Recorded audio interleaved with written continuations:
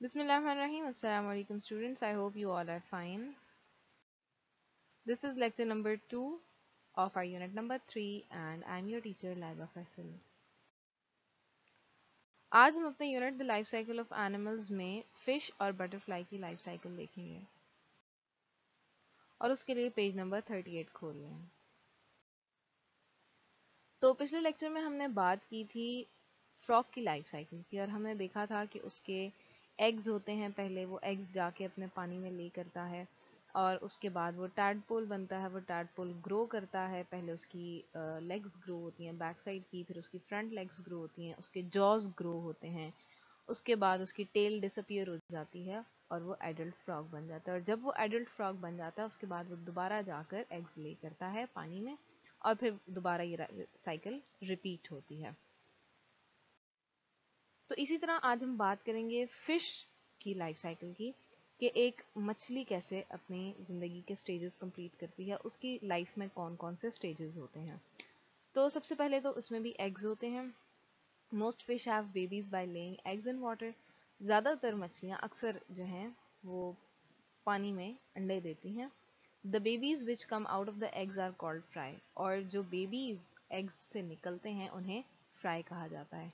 Here is their life cycle, यानी सबसे पहले एक एडल्ट फिश होगी, वो एग्स ले करेगी पानी में, उन एग्स में से जो बेबी फिश निकलेगी उसे हम फ्राई कहते हैं और फिर ये एडल्ट फिश में फ्राई जो है वो ग्रो कर जाती है और ये एडल्ट फिश दोबारा एग्स ले करती है। तो ये इनकी लाइफ साइकिल है। अब आप ये देखें, आप ये पूछेंगे कि फ्राई और फिश में क्या फ़र्क है। तो इसमें ये फ़र्क होता है कि ये सही तरह से ग्रो नहीं की हुई होती, यानी इसमें बहुत सारी अभी चीज़ें जो हैं वो नाजुक होती हैं और सही तरह से ग्रो नहीं हुई होती। ये खुद से खाना नहीं खा सकती और इस तरह से इसमें जब थोड़ी चेंजेस आ जाती हैं, थोड़ी पुख्तगी आ जाती है, थोड़ी बड़ी हो जाती है, एडल्ट हो जाती है, तो फिर ये प्रॉपर फिश बन जाती है और इस काबिल हो जाती है कि ये एग्स ले कर सके, अंडे दे सके। तो फ्राई जो है वो बेबी फिश है और एडल्ट फिश बड़ी फिश को कहते हैं। Now let's move on to the next which is butterfly. एक बटरफ्लाई कैसे बनती है? बटरफ्लाई हम सबको बहुत पसंद होती है, बहुत खूबसूरत लगती है, हम उसे ड्रॉ करने का भी हमें बड़ा शौक होता है। लेकिन उसकी लाइफ साइकिल क्या होती है? क्या वो पहले शुरू से ही इतनी खूबसूरत होती है और उसे फूलों पर बैठना पसंद होता है या नहीं? तो हम ये देखेंगे। सबसे पहले होता क्या है, most insects have a life cycle that like that of a butterfly as shown here.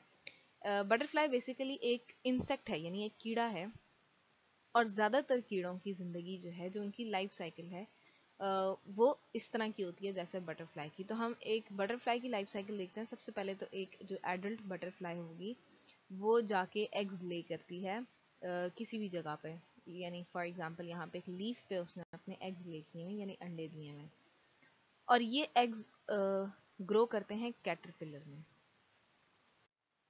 और कैटरपिलर डेफिनेटली एक कीड़ा है जो कि बेबी बटरफ्लाई कह सकते हैं आप इसको, कि एग्स में से, बटरफ्लाई के एग्स में से जो फर्स्ट स्टेज होती है, जो पहली चीज़ निकलती है, वो कैटरपिलर होता है।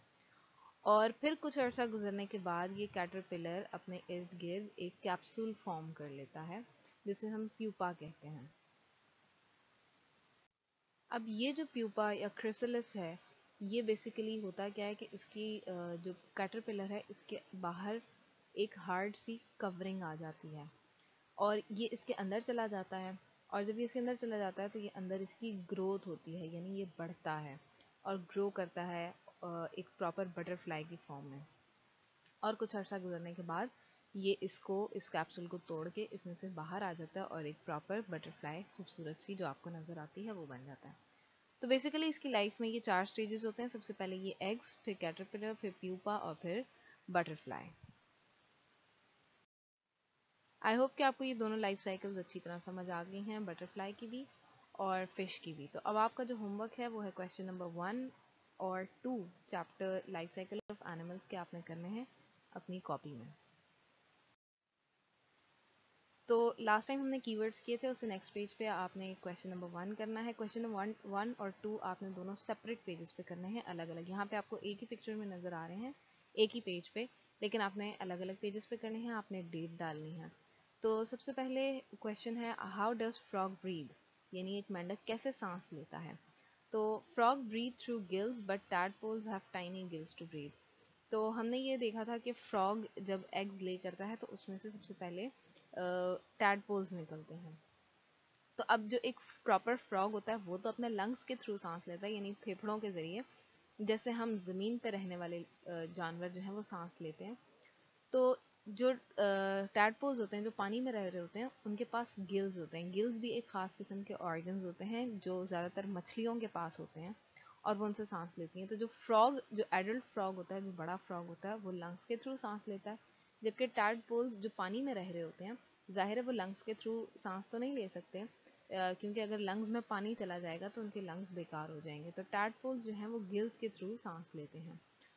Question number 2, where do frogs live, यानी मेंढक कहाँ रहते हैं। तो हमने देखा था कि frogs live near ponds. Frogs जो हैं वो तालाब के करीब रहते हैं, आसपास रहते हैं। दे लिव ऑन लैंड, वो ज़मीन पर रहते हैं, but often go into the water, लेकिन अक्सर जो है वो पानी में चले जाते हैं। तो आई होप कि ये काम आपको समझ आ गया होगा। मिलते हैं अगले लेक्चर में। अल्लाह हाफिज़।